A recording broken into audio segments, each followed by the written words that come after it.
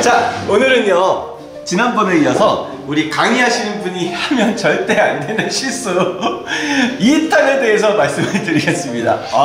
네. 이제 11번째부터 말씀을 드리겠습니다. 자, 11번째, 훈계.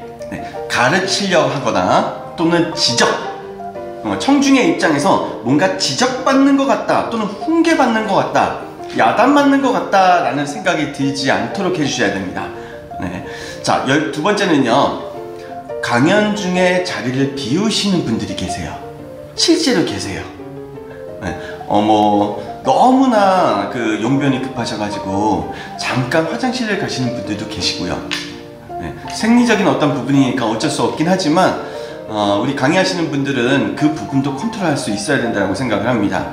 또한 심지어 어떤 분들께서는 전화를 받으시는 분들도 계세요.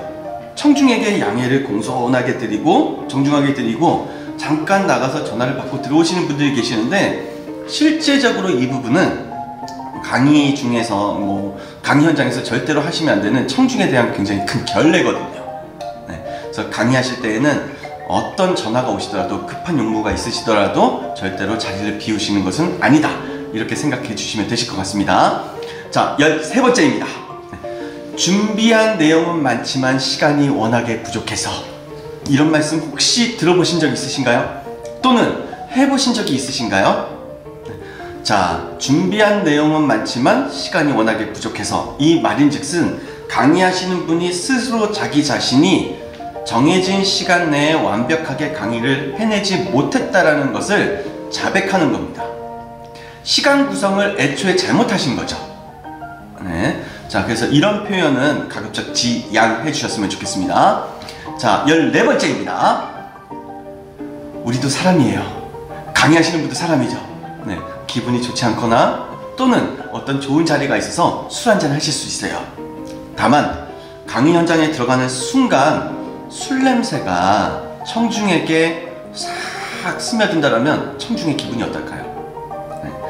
우리 강의하시는 분들은 그래서 아무리 좋은 어떠한 순간이시거나 또는 좋지 않은 순간이 오시더라도 강의 전날에는 무조건 금주, 술을 드시지 않는다 라고 생각해 주시면 되실 것 같습니다.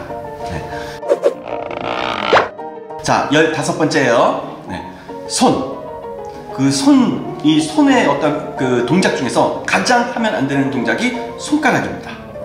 이 손가락으로 물건을 가리킨다거나 아니면 방향을 지시한다거나, 어쨌든 이 검지손가락으로 뭔가를 지시하거나 가리키는 행동은 금지.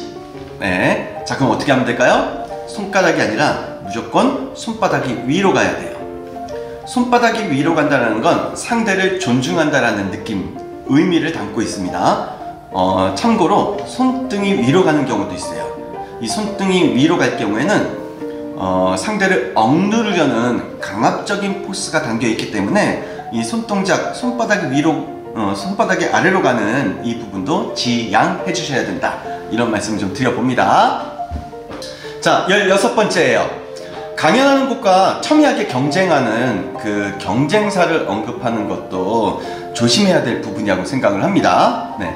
자, 17번째, 강의 PPT에 회사명을 잘못 기재하시는 경우가 있어요. 특히 예를 들어서 오전 강의를 진행하고 오셨는데, 오전 강의와 오후 강의가 회사가 다른데 내용이 같아요. 본인께서 잠시 깜빡하셔가지고 뒤에 강의하시는 그 회사의 앞에 그 강의 회사명을 그대로 삽입한 PPT를 활용하는 경우가 있습니다. 네. 청중의 입장에서는 매우 불쾌하겠죠. 이런 실수는 절대 있으셔서는 안 됩니다.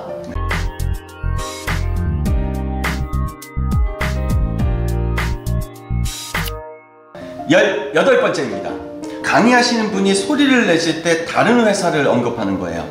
네. A사에 와서 B사 여러분 안녕하십니까? 어떻게 될까요? 순간 모든 청중이 경직될 수밖에 없습니다. 아무리 강의를 잘하더라도 만회가 안 돼요.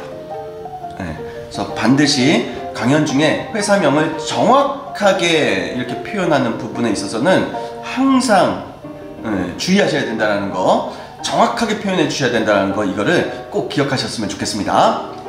자, 19번째입니다. 청중에게 어려운 고난이도의 질문을 던지는 거 조심하셔야 됩니다. 네, 질문에도 기술이 있어요. 질문을 받는 것도 기술이지만 질문을 하는 것도 기술이에요. 질문을 하실 때에는요, 특히 강의 중에 질문을 하실 때에는 이것만 기억해 주세요. 한 명에게 질문할 때에는 쉬운 질문을, 어려운 질문은 다수에게 던져라. 다시 한번, 한 명에게 질문할 때는 쉬운 질문을, 어려운 질문은 다수에게 던져라. 이것만 기억해 주시면 되실 것 같습니다. 자, 이제 20번째입니다. 네. 성희롱이다 여길 수 있는 모든 표현들은 제거해 주세요. 여기서 주의하실 사항은요, 나의 관점에서 생각하시면 안 됩니다. 청중의 입장에서 생각하셨을 때 조금이라도 성희롱이다 라고 여겨질 수 있는 부분이 있다면 과감하게 그 내용들은 삭제해 버리셔야 됩니다. 하지 않으셔야 된다는 거예요. 이제 21번째입니다. 많죠? 조심하셔야 될 게. 그냥 이 많은 것들이 자연스럽게 조심할 수 있는 나의 체질을 만드시는 것도 좋은 것 같아요. 자, 21번째입니다. 남자 강사님들 그 쉬는 시간에 화장실 다녀오시잖아요. 항상 조심하셔야 되는 게 이 바지 지퍼, 네, 꼭 올리셔야 된다는 거, 그 체크하셔야 된다는 거, 네, 이 부분을 유념하셨으면 좋겠고요. 특히나 무선 핀 마이크 같은 것들을 이렇게 착용하고 있을 경우에 화장실에 가서 그 물 내리는 소리가 그대로 방송을 타고 이제 강의장에 들리는 경우가 있어요. 본인께서 잠시 깜빡하고, 네, 이 마이크 전원 스위치를 오프 상태로 안 하시고 가신 거죠. 네, 항상 이런 부분을 주의하셔야 됩니다. 자, 이제 22번째입니다. 그 매너가 굉장히 좋으셔야 돼요. 이미지 관리도 잘 하셔야 되고, 그래서 강의가 끝난 후에 귀찮으시고 번거로우시고 힘드시더라도 본인이 사용했던 그 책상을 깨끗하게 스스로 정리하시고 퇴장하시는 게 올바른 모습이지 않을까라는 생각이 듭니다. 23번째입니다. 네, 내가 준비한 강의 내용과 교재가 다르게 가는 경우는 절대로 없으셔야 돼요. 다만 사전에 담당자와 양해가 좀 이렇게 서로 양해가 이루어졌을 경우에는 그나마 좀 괜찮지 않을까라는 생각이 듭니다. 자, 마지막입니다. 24번째입니다. 강의와 상관없는 쓸데없는 이야기로 시간 때우는 거 절대로 하지 않으셨으면 좋겠습니다. 네, 내가 만약에 60분 특강을 하게 된다면 오로지 그 60분 동안 청중에게 내가 전해드려야 될 그 내용, 메시지, 여기에만 집중하셨으면 좋겠어요.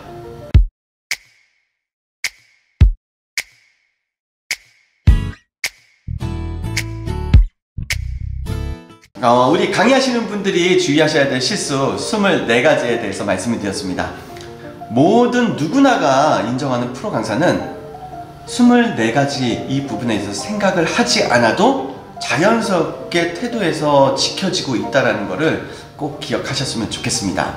다음에 또 뵙겠습니다. 구독과 좋아요, 구독과 좋아요. 내가 이런 걸 할 줄이야. 저는 애정계 피자예요. 다음에 뵙겠습니다.